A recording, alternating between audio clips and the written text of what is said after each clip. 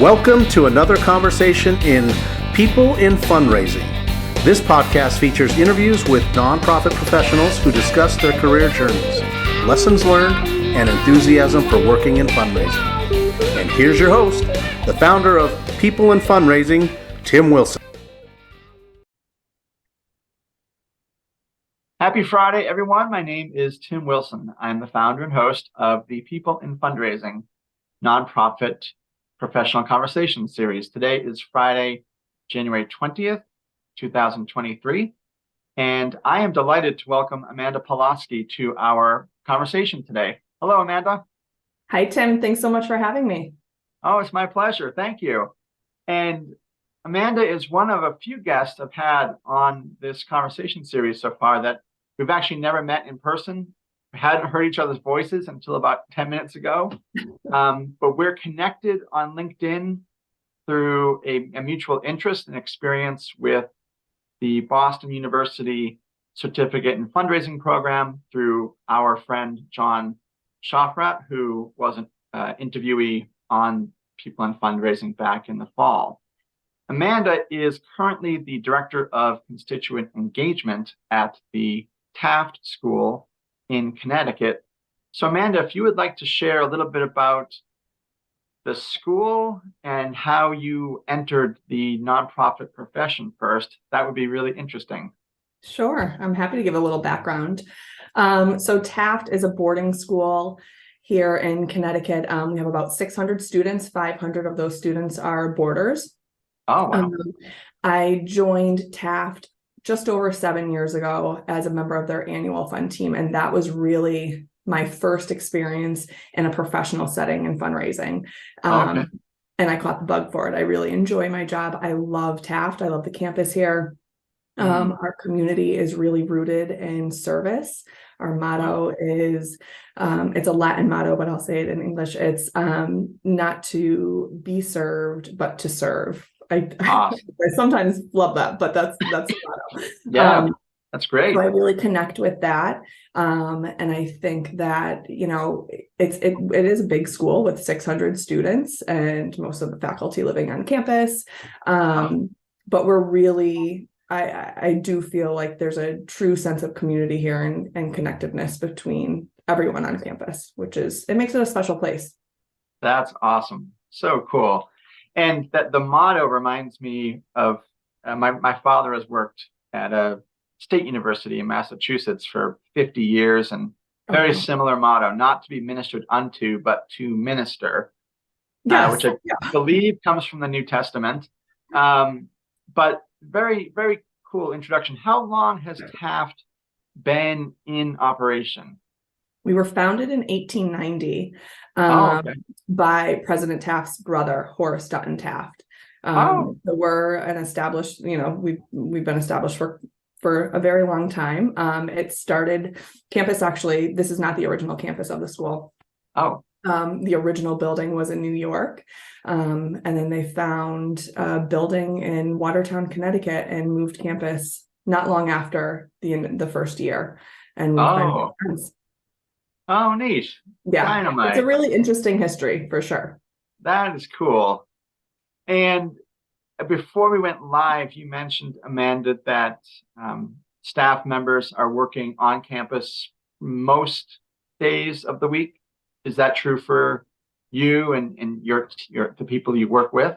Yeah, so our team, we're all, none of us are remote at this point, really. I mean, our MBOs are on the road quite a bit. So they're out of the office, but the majority of us, we have a team of about 20 here, and the majority of us are in the office daily. During COVID, obviously, we were all remote and had that flexibility, which was great. But yeah, we've been back on campus, and it's good. It's nice to be with everybody and have adult conversations during the day and being able to, walk into your coworker's office. Sure. Yeah. That is terrific. And also connecting with campus too, right? I mean, it only helps our job to know what's going on with students and programs and that sort of thing. So definitely. And I would love to hear in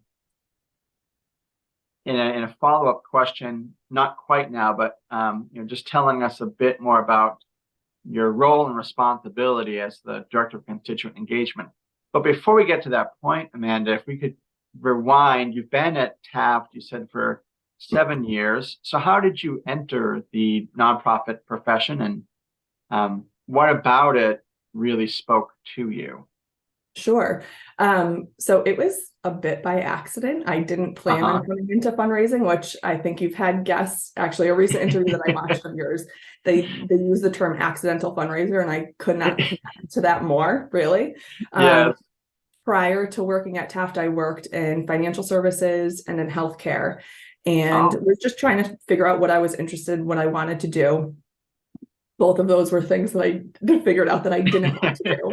But while working in healthcare, I connected with the Susan G. Komen Foundation, and that really, spearheaded my volunteer work. I co-captained a team for them. It was very much grassroots, but we were the most successful team in Connecticut. Wow. We would hold a wine tasting fundraiser every year. We had a really good group of supporters who connected with the mission of Komen and also connected with our practice, which was amazing. Awesome. We would do the race every summer, and it brought together the community that we were working with, which was really special. So that kind of planted the seed. I don't think I realized it at the time when I was doing that work, the impact of it, as it seems. But looking back and having the 7-year experience that I have here at Taft, I think that work really planted the seed for me to go into fundraising. And when I was looking for a change in career and something new, I landed here at Taft and started with their annual fund team, which was a great experience, and I'm so grateful for it. And then from there, I moved into Director of Special Events, and then that then evolved into Constituent Engagement. Excellent. It's just remarkable that in your experience and others as well, that it's an involvement, not as a day job or profession, with a charity that plants seeds that later on lead to careers. Because you're right, there's so many of us are accidental fundraisers. So very cool story. Thank you. Yeah. Now, if you could, I think this is exciting. I have not heard the term constituent engagement. So I'm really eager to hear what that involves. So, Amanda, if you could just explain the scope of your responsibilities and how long you've been in this role at Taft, that would be great. Sure. So when I switched into this role, I didn't realize how many people would be like, what does that mean? So what do you do? So I had mentioned before that I was Director of Special Events. I had been in that role for probably 4 years, I think, and then COVID hit. We were actually in Florida doing our spring break tour, and flew home when things were really changing in the States for us, and actually went remote about 3 days later. Wow.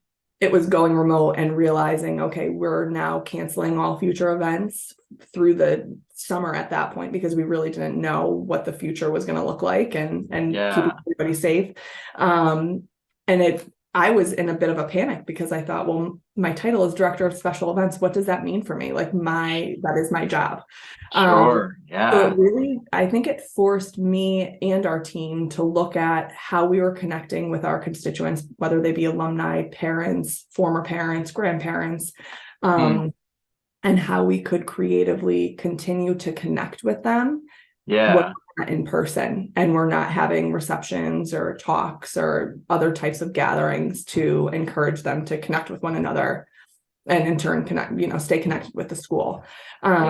So my current role as constituent engagement really evolved from Director of Special Events.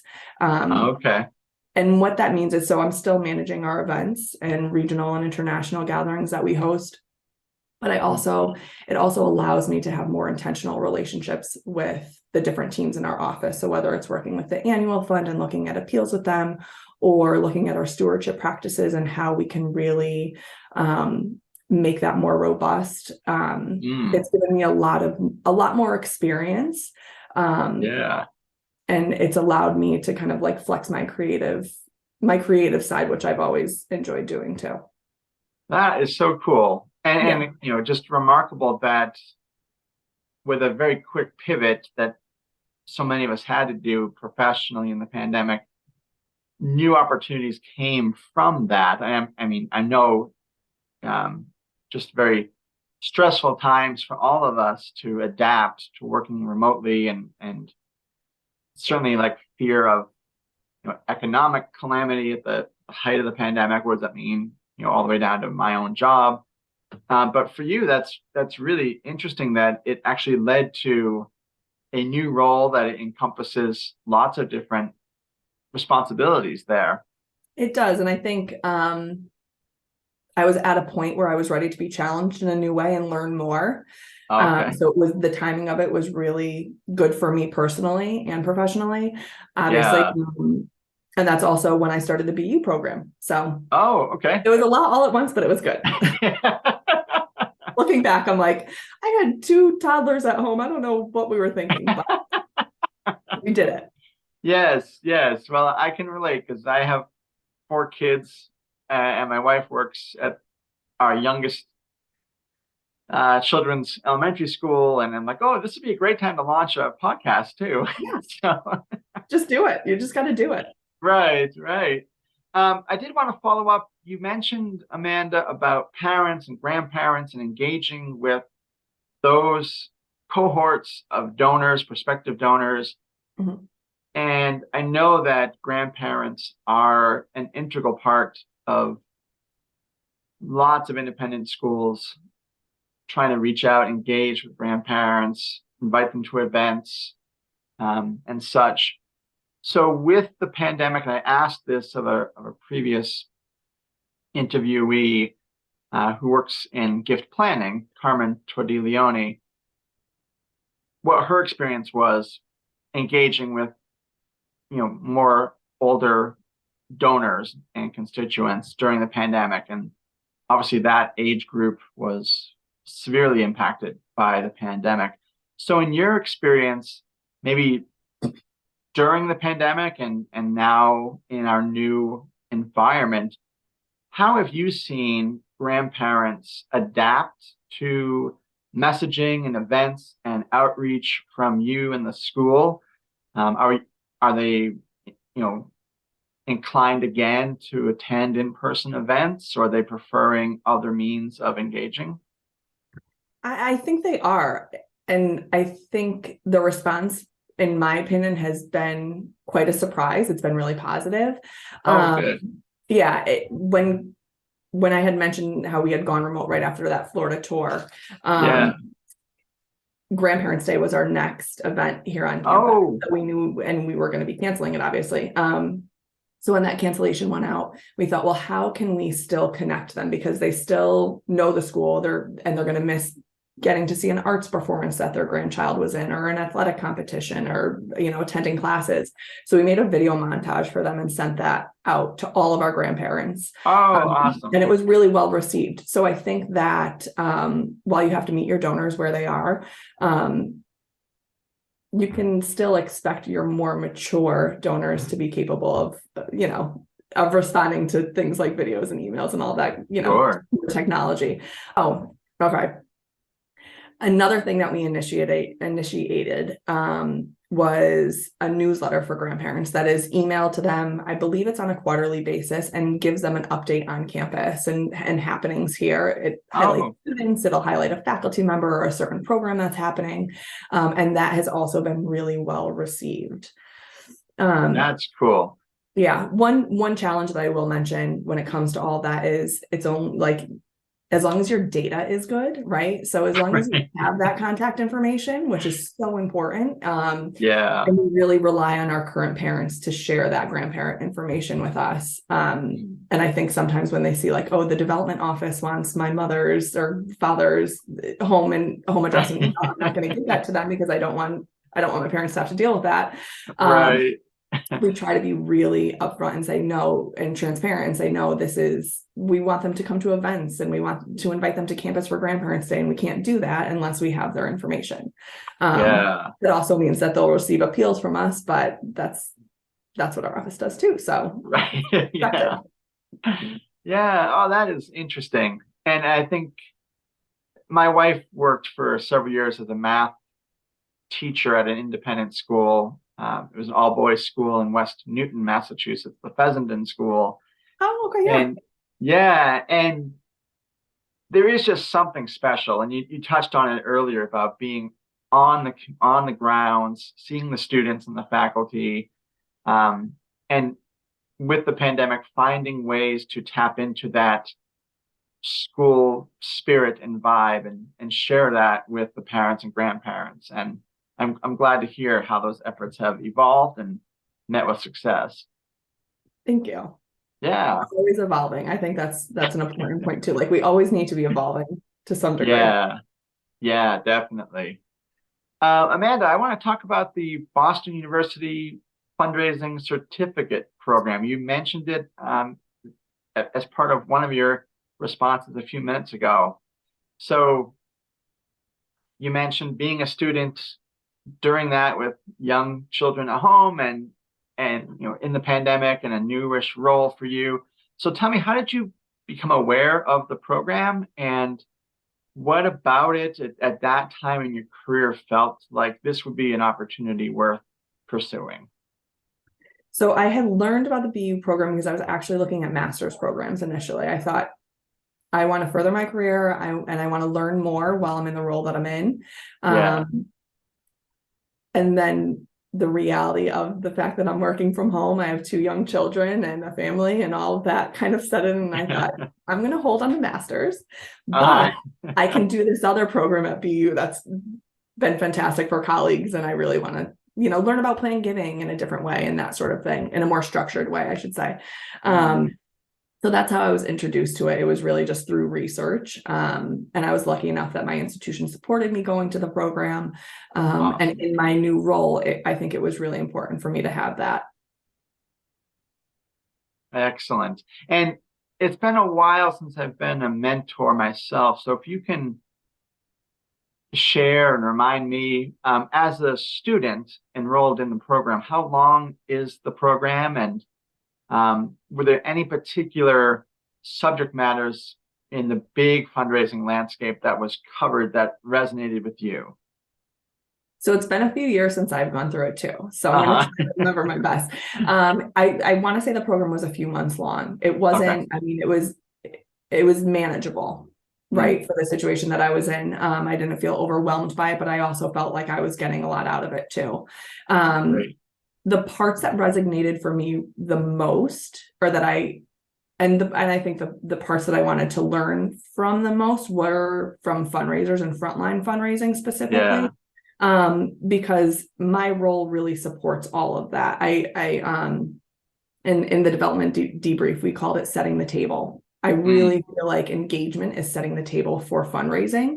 So I wanted to learn the ins and outs of that outside of what I had already learned from my colleagues in the office. So I could, do more in my role in support of them. Sure. Excellent. And now I know from your LinkedIn bio, by day, I'm a prospect development manager. And so I'm well accustomed to doing some research as part of my job, but also just trying to develop questions for our interviewees. You are now, or have been at least, a mentor in the Boston University certificate program. So what motivated you to be a mentor and give back in that sense? And are there any particular conversations or experiences as a mentor on the other side of that relationship that have stuck with you? Sure. So while I went through the BU program, I was assigned a mentor who worked in Boston, and we connected with, and I also have, just in my personal and professional life outside of the BU program, have a few people that I would consider mentors that have really had an impact on me professionally and personally too. And I've always really appreciated those connections and their guidance. Yeah. So if I was able to do that for somebody else, absolutely. I think, that's the kind of work that fills your cup too, even though you're giving back to somebody else. And I think it's really important. And it's networking. Like, I also think that while I might be in a role as a mentor for someone, I can also learn from that person too, especially if we're coming from two different areas. If they're not in education, or they're working for a small nonprofit in a big city, or wherever they may be. I think there's an opportunity for us to learn from each other, and it's a fun way to connect with people. Definitely. Yeah, those are great answers, and a lot of what motivated me to be a mentor when John reached out. It's been a few years, I think, since I was first a mentor, but it really is a very refreshing and re-energizing opportunity. John talked about it in October of 2022. And yeah, it just is motivating in the sense that you get, as a mentor, assigned to a person. Typically, in my experience, it was a younger person, and they may have some experience with fundraising, but just that the eagerness, the enthusiasm to learn and to get started on the career was really cool to experience. It's exciting. They're curious, and I think it also causes you to be curious too. Yes. Which is, that's exciting. Yeah. And I liked how you phrased it, Amanda, about how it fills up your cup as well. Even though as a mentor, you're allocating time and thoughts and sharing your experience with someone, it's helping them build skills and a network and giving back. And that's really a benefit for those of us working in an industry where giving back is essential to what we do. So yeah, dynamite. Amanda, I know from your LinkedIn that you're also involved, and you've posted from time to time about some of the nonprofit causes that you are involved with. I mean, you mentioned the Susan G. Komen earlier in our conversation. I think another one is the Women's Giving Circle at the Connecticut Community Foundation. Yes. So are there others that you're involved with to an extent? And what's it like for you being involved outside of your day job and the mentorship and family and such to have these other involvements? Yeah, so the Women's Giving Circle is really a personal priority of mine. I wouldn't say that I'm totally invested in other nonprofits at the moment. I think that, we personally support nonprofits that are in line with our family values and that sort of thing every year. But the Women's Giving Circle is really something that is special to me. And the Connecticut Community Foundation does amazing work with our local communities. So to be involved in that is really an honor. Oh, dynamite. Excellent. Yeah, as you mentioned, and I won't go into any prying details, but you mentioned every year as a family that the causes you support. I ran across an article somewhere on LinkedIn before the holidays, and it was a husband and wife talking about how they've used monopoly money with their children, and then each of the kids makes a case for why the entire family should pool the money and support that child's nonprofit. And then the family votes, and I'm not sure if it's like unanimous and only one charity gets the money, or how it's all allocated, but then they turn that monopoly money into a percentage of real money. And that's amazing. They're creating a foundation. Yes, yeah.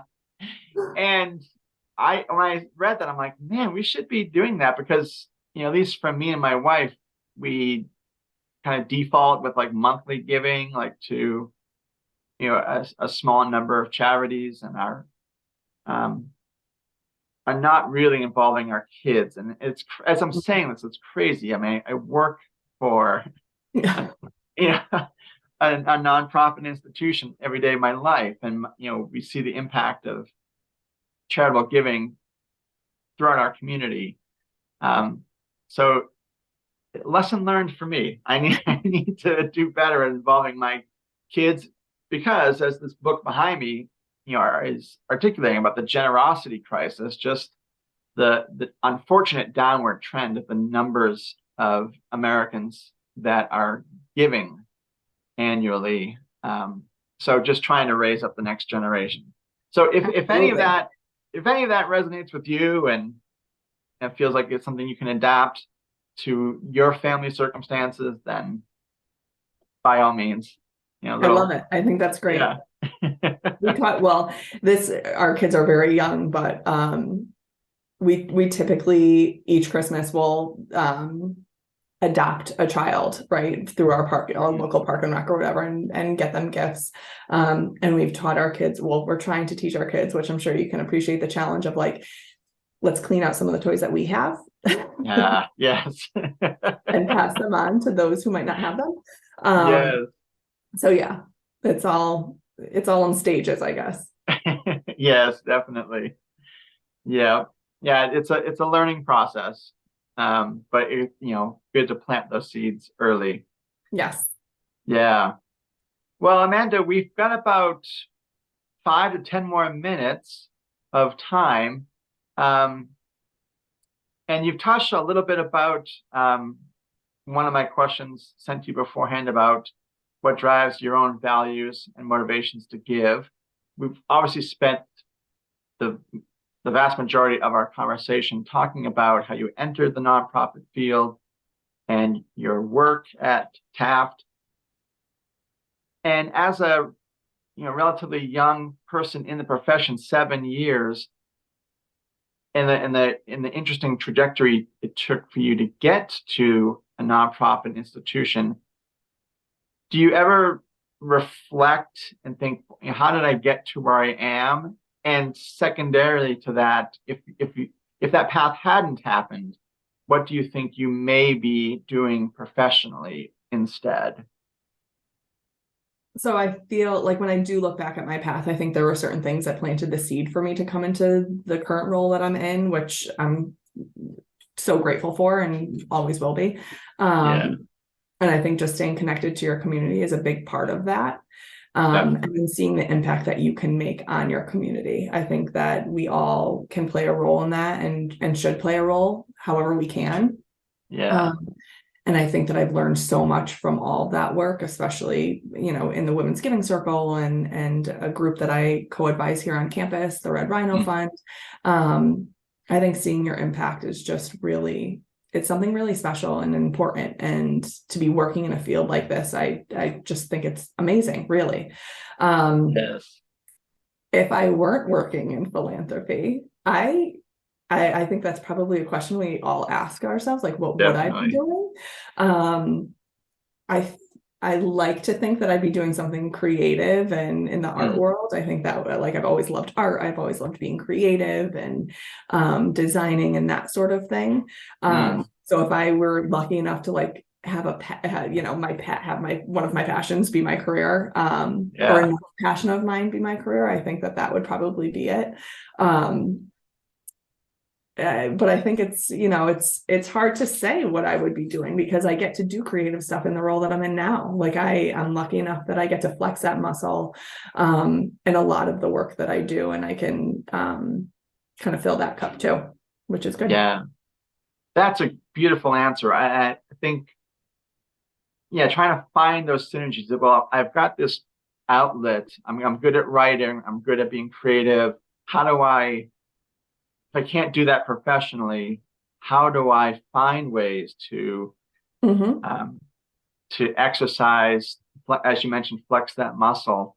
And as you were talking, Amanda, I just wondered, are there opportunities? And maybe it's not right now, but could there be opportunities at Taft, down the road where you could, teach, maybe a one-day workshop or a weekend workshop to the students and faculty?